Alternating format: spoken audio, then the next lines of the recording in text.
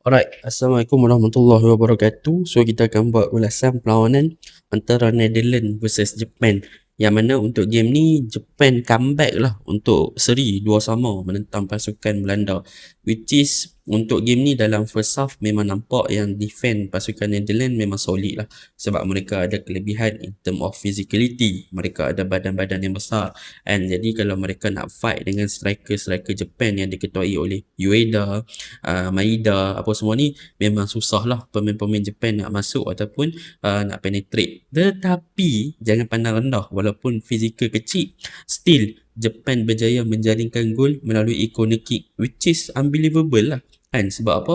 Sebab kalau kita nak ambil kira faktor advantage kelebihan fizikal, sepatutnya Japan akan menghadapi kesukaran untuk skor melalui corner kick ataupun header lah, sebab area duel akan dimenangi oleh pertahanan pasukan Netherlands. Tapi gol penyamaan daripada Japan adalah melalui situasi corner kick, which is wow, marvelous. Dan untuk game ni juga to be honest, kedua-dua pasukan bermain dengan agak cemerlang, boleh dikatakan menunjukkan satu performance yang bagus lah in term of mereka punya gameplay. Dan kalau boleh saya katakan untuk Netherlands ataupun Belanda, mereka sepatutnya boleh salahkan Cody Gakpo ataupun salahkan diri sendiri lah, bila mana Cody Gakpo ada beberapa peluang yang dia menunjukkan sebagai seorang winger di bahagian kiri yang berjaya untuk break the defense dengan dribbling dia kat in masuk ke dalam dan sebagainya, tetapi gagal untuk melakukan finishing yang lebih awal dan lebih mantap untuk score the goal. Ada 2-3 peluang yang boleh saya katakan clear chance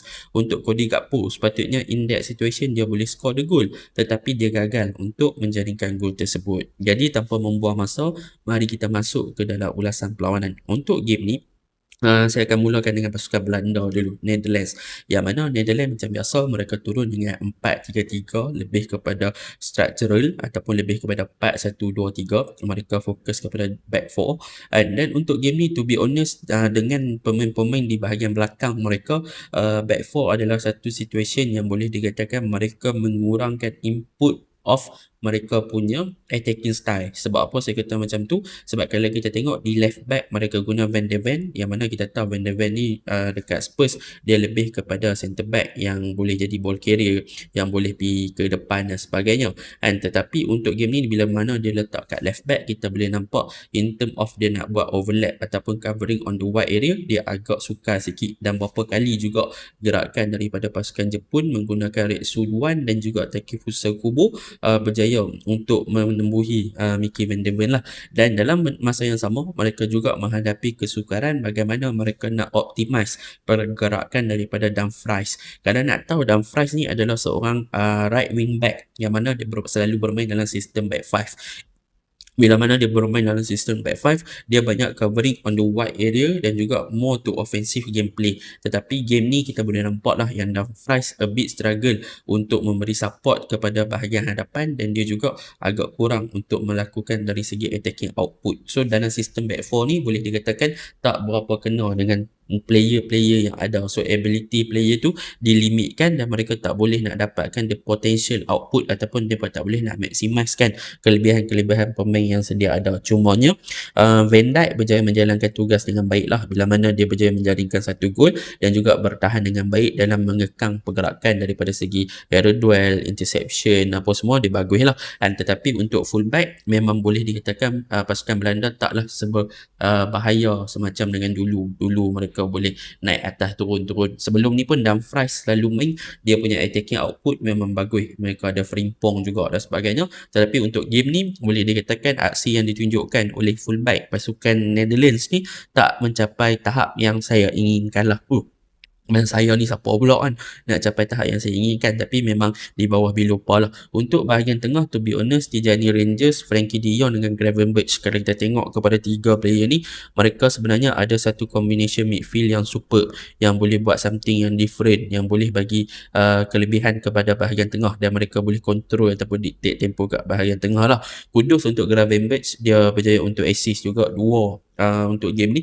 Frankie de Jong dia boleh dictate tempo. Tijani Rangers tak banyak sangat yang dia buat, cumanya kita boleh nampak lah kelemahan ketara di bahagian front 3 yang mana untuk game ni mereka mengharapkan kepada Samurai, Melon dan juga Gakpo, which is adalah satu downgrade yang agak teruk lah. Kalau dulu kita tengok Netherlands, mereka ada Van Persie, ada Robben, ada siapa lagi, ada Snyder dan sebagainya kan. So untuk ada Van de Vaart kat bahagian tengah, tapi untuk 3 player ni boleh saya katakan macam saya cakap awal tadi, Cody Gakpo dia gagal untuk memanfaatkan peluang-peluang yang dia dapatkan. Donny Melon dia bukanlah typical number 9 yang tulen, walaupun dia ada beberapa percubaan, tapi dia bukannya player yang agak cemerlang. Dia bukannya player yang boleh beat the defense dengan dia punya fizikal. Dia ada kekuatan daripada segi kelajuan, tetapi dia tak boleh nak manfaatkan sangat. Untuk Samurai, which is selain daripada satu gerakan gol yang dia score tu, dia berapa kali cuba untuk beat the defense di kawasan kiri pasukan Jepun lah. Tapi Jepun yang diketuai oleh Ito dan juga Taniguchi, mereka senang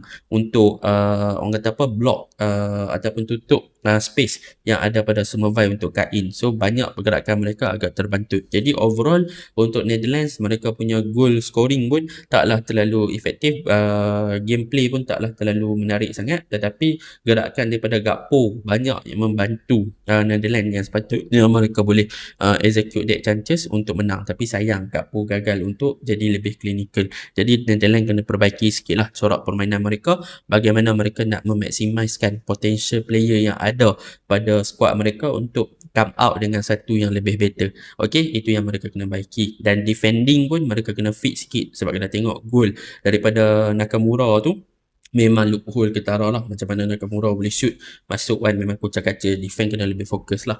And so untuk Netherlands, untuk Japan, mereka turun dengan formation lebih kepada back 3 ataupun ketika menyerang, dan back 5 ketika bertahan, which is bagi saya pemain yang patut saya highlightkan satu, Daichi Kamada, yang mana Kamada ni memang dictate tempo kat bahagian tengah memang superb lah. Saya suka lah. Sebab apa? Sebab dekat Crystal Palace pun saya minat dia ni. So benda tu bagus.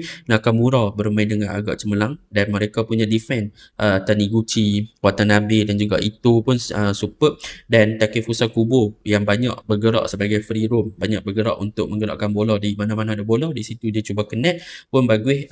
Ueda pun bagus, Daichi Maeda pun not bad. So untuk Zion Suzuki, ada ramai yang kritik goalkeeper pasukan Japan, yang mana mereka menyatakan yang Zion Suzuki ni kadang-kadang pas tak kena apa semua, dan dia tak meyakinkan. Tetapi untuk game semalam, saya boleh katakan kalau Zion Suzuki tak ada, kemungkinan Japan pun kena tewas lebih daripada 2 gol.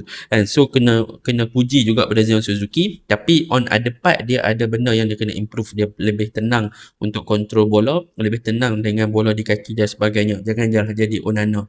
And Onana orang kata dia bola good ball on the feet, tapi hakikatnya tak. So Zion Suzuki kena fix that thing lah untuk lebih tenang dan tak mudah gelabah in term of bagaimana dia nak direct pass ke depan dan sebagainya. Tetapi untuk Taniguchi, player yang saya minat untuk defend pasukan Japan, memang bagus gila. Ritsu Duan pun semalam not bad. So overall Japan buktikan yang physical itu adalah hanya physical, tetapi when you use your brain to play, you can do something. So Japan ni memang pasukan yang sentiasa konsisten. Mereka pasukan yang boleh pergi lebih jauh walaupun ada isu kecederaan Minamino, Mitoma, lepas tu Wataru Endo, tetapi dengan this kind of player mereka still lagi boleh deliver. So memang squad mereka ni pool players besar, dan kualiti tu bukan hanya based on numbers, tetapi kualiti tu masih ada. So mereka ada player-player yang boleh ganti player-player yang injured tu untuk buktikan sesuatu. So overall game ni memang menarik, 2 sama, tapi Netherlands lah mesti kecewa sebab lepas gol last minute gol tanduk pula tu. So mereka kena perbaikilah benda tu. Okay, Assalamualaikum.